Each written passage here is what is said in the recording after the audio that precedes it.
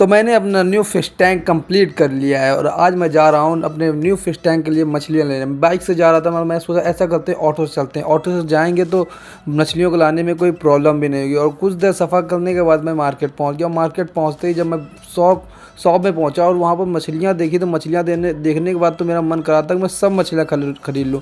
मगर जेब में पैसा ना होने की वजह से मैं सोचा जो लेने आया और सिर्फ वही मछली लूँगा। तो मैं मौली मछली खरीदने आया था, तो मैंने मौली मछली खरीदी और वहाँ से पतली गली पकड़ के निकल लिया। और वहाँ से निकलने के बाद तुरंत मैं आया ऑटो पे। धीरे से आके मैं ऑटो में बैठ गया। ऑटो में बैठने के बाद थोड़ी दूर में चलते चलते बस सफ़र करते करते मैं धीरे से अपने घर पहुँचने वाला ही था।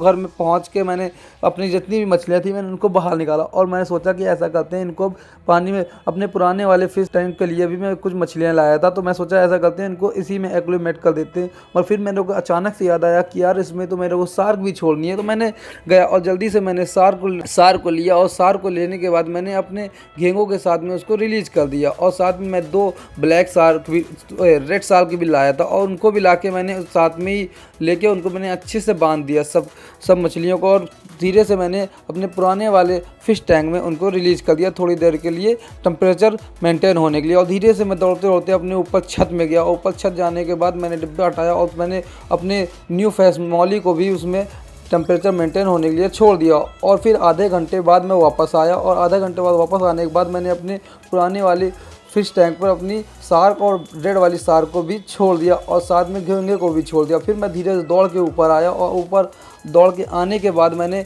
ऊपर देखा कि अपनी मौली फिश भी टेम्परेचर मेंटेन हो गया होगा। तो मैंने धीरे से अपनी मछलियों को खोला और उनको भी उसी में पुराने नए वाले फ़िश टैंक पे रिलीज़ कर दिया। और वो इतनी ज़्यादा डरी हुई थी कि सब पेड़ों के नीचे जाकर छुप गई और छुपने के बाद वो दिख भी नहीं रही थी। मैंने सोचा शायद मेरे को दिख जाए, मगर मैं सोचा चलो रहने दो। फिर भी दूसरे दिन मैं मॉर्निंग में उठा और मेरे को रहा नहीं गया। मैं सोचा देखते हैं जाके, तो मैं सुबह मॉर्निंग में उठने में उनको फीड देने गया। तो देखा तो मेरी मछलियाँ अच्छे से सब मेंटेन होकर अच्छे से रह रही थी। तो फिर मैंने इनके लिए दाना निकाला और सबको खिलाना स्टार्ट किया, मगर सब डरी हुई थी इसलिए कोई आ नहीं रही थी। फिर मैंने उनके दाने को धीरे धीरे छोटा छोटा कर दिया, क्योंकि मौली फिश बहुत ज़्यादा छोटी होती है इसलिए उनको खाने में प्रॉब्लम भी होती है। तो मैंने दाने को छोटा छोटा कर दिया। अब आप लोग बताइए कि इसमें मैं कौन सी मछलियाँ छोड़ूं। और मेरे चैनल पर नए हो तो मेरे चैनल को सब्सक्राइब करना बिल्कुल मत भूलना और सपोर्ट ज़रूर देना अपना।